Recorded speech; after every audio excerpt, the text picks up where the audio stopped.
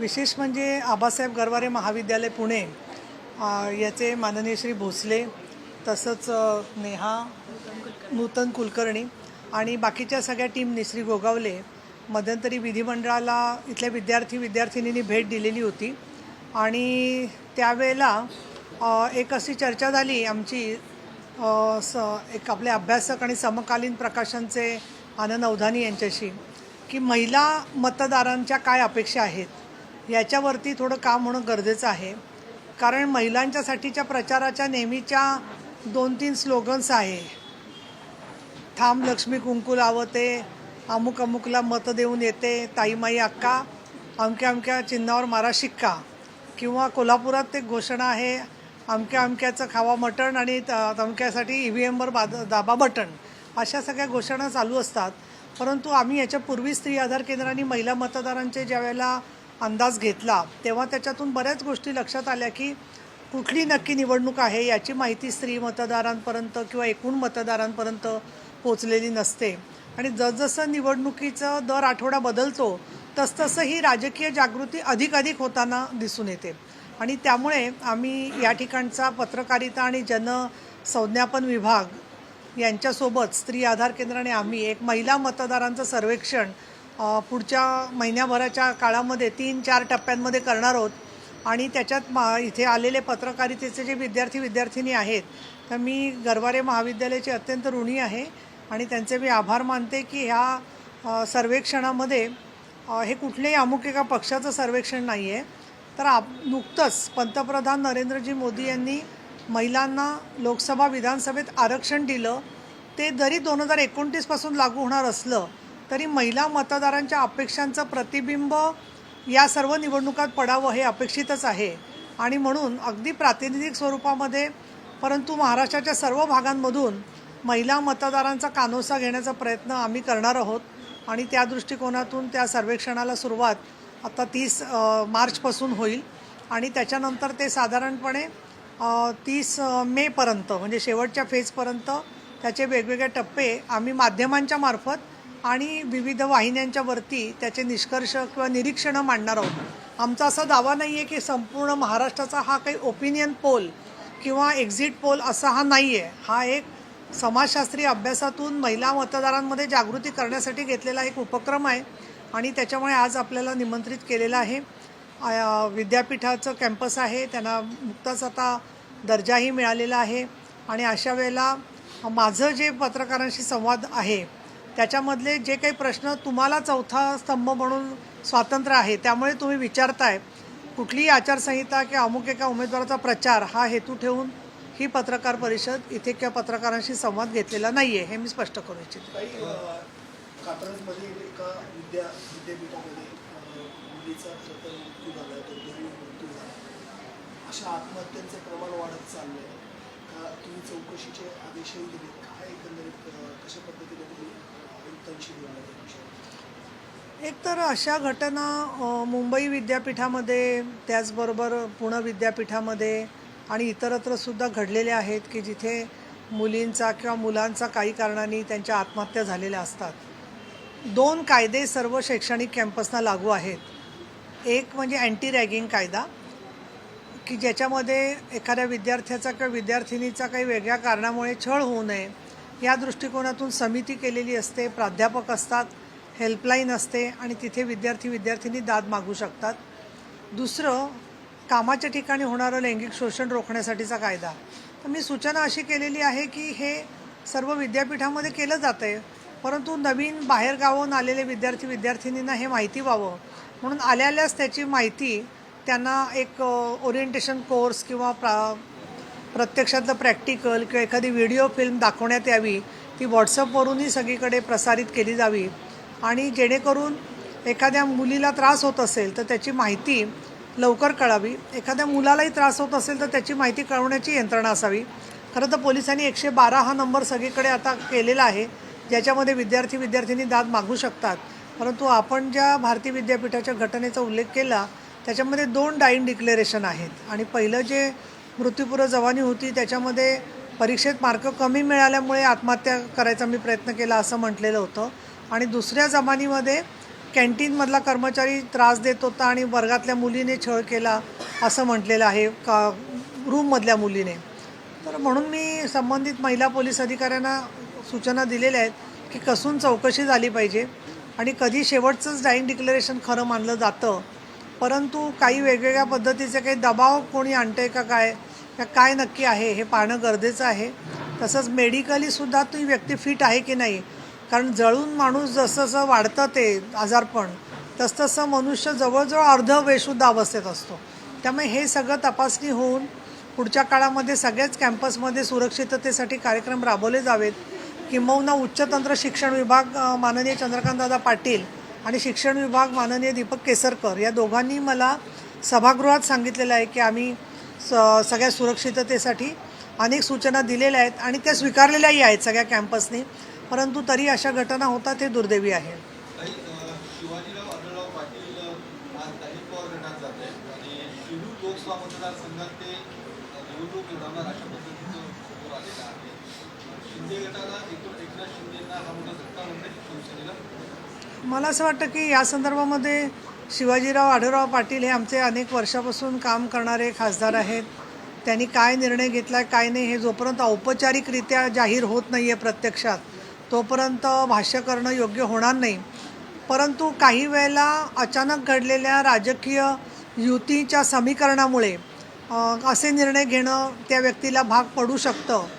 परंतु ज्या व्यक्तींनी ज्या आमदारांनी ज्या खासदारांनी हिंदू हृदय सम्राट शिवसेना प्रमुख बाळासाहेब ठाकरे यांचं काम केलेलं आहे, त्यांच्याबरोबर काम केलेलं आहे, ज्यांना त्यांचे आशीर्वाद मिळालेले आहेत, ते त्यांच्या आयुष्यामध्ये बाळासाहेब ठाकरे यांचे विचार आणि त्यांची कृती ही अजरामर आणि अविस्मरणीय असते असं माझं निरीक्षण आहे. आणि त्यामुळे आपतधर्म म्हणून त्यांनी काही निर्णय घेतला असेल तरीसुद्धा शिंदेसाहेब, अजितदादा, देवेंद्र फडणवीस यांनी मिळूनच काही असे निर्णय घेतलेले असू शकतात असं मला वाटतं. शिवाजीराव आढळराव पाटील यांनी खूप चांगलं काम मतदारसंघात केलेलं आहे आणि त्यामुळे मला असं वाटतं की ते निवडून येतील पुढच्या काळामध्ये. या दृष्टिकोनातून आजच्या घडीला कुठलाही गैरसमज पसरता कामा नये. दुसरा महत्त्वाचा प्रश्न म्हणजे राजकीय समीकरणं जी बदललेली आहेत त्याच्यामध्ये कुठल्याही परिस्थितीत मोदी साहेबांना जिंकून आणायचं या भूमिकेतून जी काही बेरजेचं राजकारण करावं लागतं त्या दृष्टिकोनातून त्यांचा प्रयत्न चाललेला दिसतो आहे. आणि म्हणून समोरच्या मताची विभागणी होऊन गैरसमज होऊ नये म्हणून काही निर्णय घेतलेले असू शकतात, परंतु शेवटी ते महायुतीचेच आहेत उमेदवार एवढं मात्र आपण म्हणू शकतो.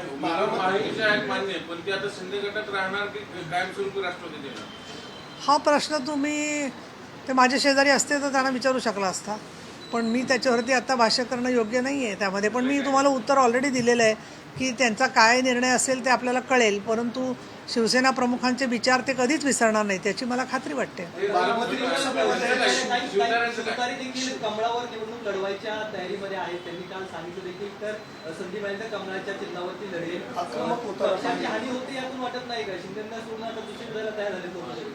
नाही, विजय शिवतारे यांचा माझा खूप वर्षाचा परिचय आहे, आमचे सहकारी आहेत, त्याच्यावर असं जाहीर भाष्य करणं योग्य होणार नाही. पण मी ज्या बारामतीला शासन आपल्या दारी रोजगार मेळाव्याला गेले होते त्याच्या आधीच माझी त्यांची बोलणंही झालं होतं आणि मी त्यांना म्हटलं होतं की तुम्ही या संदर्भामध्ये थोडंसं माननीय एकनाथजी शिंदे साहेबांशी बोलून पुढचे काय ते निर्णय जाहीर करा. आणि त्यांची मला वाटतं चर्चा चाललेली आहे आणि शिवतारे साहेबांचं समाधान शिंदे साहेबांच्या स्पष्टीकरणामुळे आणि मार्गदर्शनामुळे होईल अशी मला खात्री वाटते. आजची जी विधानं आहेत ती आजची असतात, उद्याची विधानं काही वेगळी असू शकतील, परवाची विधानं काही वेगळी असू शकतील, कारण त्यांच्या जशा भेटीगाठी होत आहेत तसं ते बोलत आहेत. परंतु मला असं वाटतं की प्रत्येकाने पक्षशिस्त ही पाळलीच पाहिजे आणि अशी जाहीर विधानं करत राहणं काही योग्य नाही आहे असं मला एक पक्षाची कार्यकर्ता म्हणून जरूर वाटतं.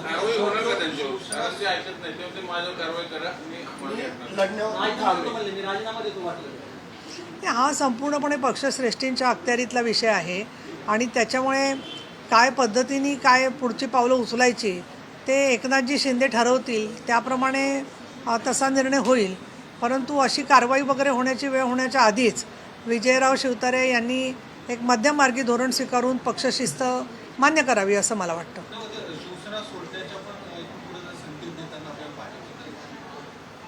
असे माणसाची मानसिकता काही वेळेला असते, पण त्यांनी स्वतःची भूमिका बदलावी आणि पक्षाबरोबरच भूमिका स्वीकारावी असं माझं आवाहन आहे. त्यांनी आवाहन मानायचं की नाही त्यांचा प्रश्न आहे, पण माझी आव्हानं याच्यापूर्वी त्यांनी बऱ्याचदा ऐकलेली आहेत. त्याच्यामुळे मला असं वाटतं की एक भगिनी म्हणून ते नक्की माझा आव्हानाचा विचार परंतु करतील. ताई ह्या दोनही नेते ते शिवसेनेचे महत्त्वाचे नेते आहेत. आता शिवसेनेचे हे दोनही नेते जर बाजूला जाणार असेल तर पुणे जिल्ह्यामध्ये शिवसेना ही कमकुवत होत नाहीये का? तुमचे नेतेच दुसरीकडे जात आहेत, तुम्हाला शिवसेना म्हणून कमकुवतपणा येतो. हे बघा, शिवसेना हा पक्ष जो आहे आणि कुठल्याही पक्षामध्ये नेते अत्यंत महत्त्वाचे असतातच, पण त्याचबरोबर महत्त्वाचा असतो तो शिवसैनिक. आणि शिवसैनिक कुठे आहे त्याचं जर का आम्ही पाहिलं तर 24 तास आपल्या मदतीला धावून येणारे नेते म्हणून एकनाथजी शिंदे यांच्यावरती जो विश्वास आहे, त्याचबरोबर बरेचसे नवीन लोक की जे दोन्ही कुठल्या राजकीय पक्षात नव्हते असे सुद्धा खूपसे लोक जोडले गेलेले आहेत. आणि त्यामुळे वारंवार आत्तापर्यंतचा अनुभव हाच आहे की त्यांच्या भूमिकांच्या मुळे मतदारांना शेवटी निर्णय घेणं भाग असतं, कारण तो निवडणुकीचा भाग आहे. परंतु तोसुद्धा केंद्रामध्ये नरेंद्रजी मोदी आणि अमितजी शहा आणि राज्यामध्ये देवेंद्र फडणवीस, एकनाथजी शिंदे आणि अजित पवार यांना विजयी करण्याच्या दृष्टीने जे योग्य असेल ते शिवसैनिक आणि आमचा मतदार करेल याची मला खात्री आहे. केजरीवालांना अटक झाली, त्यांना सिंपती मिळेल असं बोललं जातंय. नाही, मी त्या मध्य घोटाळ्याचा अभ्यास करते, मला त्या विषयाचा एवढा काही अभ्यास नाही आहे, त्यामुळे त्याच्यावरती भाष्य करणं योग्य नाही असं मला वाटतं. बारामतीमध्ये ननंद भाऊजाई लढत होण्यासाठी जवळपास असा निश्चित झालेला आहे. सुप्रिया सुळे विरुद्ध सुनेत्रा पवार, तुम्ही या लढतीकडे नेमकं कसं पाहताय, काय नेमकं राजकीय भूमिका? तेव्हा आपल्याकडे एक मराठीत गाणं आहे, लेक लाडकी या घरची होणार सून मी त्या घरची. त्यामुळे दोघी लाडक्या असतात, त्यामुळे आता मतदार ठरवतील कोण लाडकं आहे त्यांचं, त्याच्यावरती आपण भाष्य आत्ता करणं योग्य नाही आहे. ताई, तुम्ही महिला सशक्तीकरणासाठी आणि जनजागृतीसाठी काम करताय, तर दुसरीकडे महिला आयोगाच्या अध्यक्षा म्हणतायत मुलींचं लग्न झालं की त्यांनी माहेरी जास्त लुडबुड करू नये, सासरी राहावं, असं त्यांचं विधान आहे एका प्रचाराच्या कार्यक्रमामध्ये. कसं बघताय? नाही, मला असं त्या काय बोलल्यात माहीत नाही नक्की त्याच्यामध्ये, पण ते मी बघते त्यांचा व्हिडिओ काय आहे ते. पण आता असं आहे की आपण हे सगळं जे आहे, आपण सगळ्या जगाचा संसार बघायला निघालो आहे. प्रचार करतो आहे पंतप्रधान, राज्यात मुख्यमंत्री कोण. अशा वेळेला मला असं वाटतं की याविषयी कोणी काय करावं काय नाही त्यांचा प्रत्येकाचा वैयक्तिक प्रश्न आहे. राज्य महिला आयोगाने पुणे जिल्ह्यात वाढलेत अत्याचार, त्याच्यावर काम करायला पाहिजे, त्याच्यावर केंद्रित केलं पाहिजे असं मला वाटतं. तुम्हाला वैयक्तिक काय वाटतं, लग्न झाल्यानंतर माहेरी लुडबुड करावी की नाही करावी? नाही, हे पहा, असं माझं वैयक्तिक मत विचाराल तर मी सांगेन की आपण तर म्हणतो आहे की बऱ्याच वेळेला आपले कुलदीपक सगळेच काय आईवडिलांची काळजी घेतात असं नाही आहे. उलट मुलीच आईवडिलांची काळजी घेतात असं सुद्धा बऱ्याच ठिकाणी चित्र दिसलेलं आहे. काही वेळेला एकुलता एक मुलगा असाल तर काही मुली, मी सगळ्या म्हणत नाही आहे, काही मुली असंही म्हणतात की एकुलता एक मुलाशी लग्न करायला नको कारण सासू सासऱ्यांचा सांभाळ करायला लागेल. म्हणजे ज्येष्ठ नागरिकांचे पण बरेचसे प्रश्न तयार झालेले आहेत. आणि त्यामुळे मला असं वाटतं मुलगा मुलगी दोघांनीही संसार, कुटुंब, पालक आणि आपली जबाबदारी ह्या आपल्या कामाला जागावं असं मला वाटतं. आणि कौटुंबिक याच्यात मतभेद होतात ना अनेक वेळेला, त्याच्यावरती किती ताणायचं याला मर्यादा असते. पण एका विषयाकडे मला लक्ष वेधायचं आहे की फोटो वापरायचे कोणाचे याच्यावरून प्रचंड महाराष्ट्रात गोंधळ चाललेला आहे. मोठ्या साहेबांचा फोटो म्हणजे बाळासाहेब ठाकरेंचा फोटो कोणी वापरायचा कोणी नाही वापरायचा, तर तो फोटो तर शेवटी आता वापरला जातोच आहे सगळीकडे, तो विषय. शरदराव पवार साहेबांच्या फोटोवरून सुद्धा झालेला आहे की हा फोटो वापरायचा की नाही, कोर्टापर्यंत गेलेला आहे. आणि त्याच्यामध्येच भर पडली आहे गिरीशजी बापट यांचा फोटो, माझ्या माहितीप्रमाणे एका उमेदवाराने तो फोटो टाकलेला आहे. आता मी शिवसेना प्रमुख बाळासाहेब ठाकरे आणि पवारसाहेबांच्या फोटोवर काही बोलत नाही, परंतु बापट साहेबांचा फोटो ते टाकतात, तर माझ्या मनात असा आज विचार आला सकाळीच की बापट साहेब असते तर काय म्हणाले असते. तर बापट साहेब त्या फोटोतून बोलले असते, ते वाक्य मला ऐकू आलं बरोबर की अरे याला अजिबात मतदान देऊ नका हे सांगायला मी माझा फोटो तिथे वापरू दिला आहे. त्याच्यामुळे मला असं वाटतं की उगाच जनतेची दिशाभूल आणि फसवणूक करू नये कोणी. बापट साहेबांना सगळे ओळखतो, शेवटी आपल्या पक्षासाठी सगळे होते, कोणाशी ते चांगले वागायचे प्रत्येकाशी. परंतु आता तो इतिहास गेला सगळा. आता तुम्ही भविष्य काळामध्ये तिथे ज्यांची कास पकडलेली आहे त्यांना पकडून किती नदीमध्ये पोहू शकताय ते तुम्हाला कळेल, निवडणुकीच्या नंतर कळेल. मग बापट साहेबांच्या फोटोपाशी जाऊन तुम्ही अश्रू ढाळू शकता. ठीक आहे, चला. हां. झालं का संपव आता आम्हाला सुरू करू द्यायचं त्यांना काय झालं आता संपलं ना एक मिनटं त्या एक छोटं एक वाक्य फक्त नाही एक ते सांगायचं आहे मावळमध्ये एका सॉरी रोल करेल.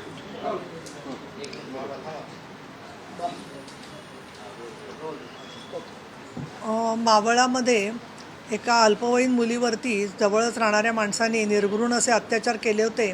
त्या घटनेच्या मध्ये मी रजनीश सेठ तत्कालीन गृहसचिव यांना पत्र देऊन वकील चांगले मिळावेत, तपास व्यवस्थित व्हावा आणि विशेष म्हणजे आरोपीच्या आईने त्या बेबीचं प्रेत सगळं दडपून ठेवण्यासाठी म्हणून त्याच्यामध्ये ती सहभागी झालेली होती अशी भीषण घटना घडली होती. काल कोर्टाने शिक्षा दिलेली आहे, तिला तिच्या कुटुंबियांना न्याय मिळालेला आहे. परंतु काही कारणामुळे माननीय मुख्यमंत्र्यांकडून जी मदत मिळणार होती ती मिळाली नाही असं त्यांचं विधान मी वाचलं. तर मी स्वतः मुख्यमंत्र्यांचं लक्ष वेधून त्याचा पाठपुरावा करणार आहे. आणि किती भरपाई कोणी दिली तरी शेवटी गेलेल्या जीवाची आपण भरपाई करू शकत नाही. आणि अशा घटना ज्या वारंवार घडत आहेत तर समाजामध्ये असे जे लोक आहेत मुलींवर अत्याचार करणारे त्यांना कुठेही जामीन मिळता कामा नये, त्यांना शिक्षा झाली पाहिजे. आणि याची माहिती केवळ आजची एक बातमी म्हणून न थांबता एवढ्या सगळ्या बाकीच्या प्रचाराच्या गदारोळात सुद्धा लोकांना कळलं की अशी शिक्षा झालेली आहे तर गुंडांना किंवा दबंग लोकांना त्याच्यामधून धडा मिळेल असं मला वाटतं. आणि म्हणून या न्यायाबद्दल मी न्यायालयाचे आणि सरकारी वकिलांचे आणि पोलीस तपास यंत्रणेचे मनापासून आभार मानते.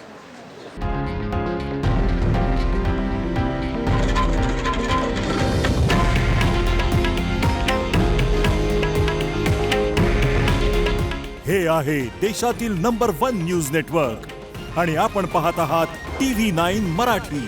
काळजी तुमची, हित महाराष्ट्राचं.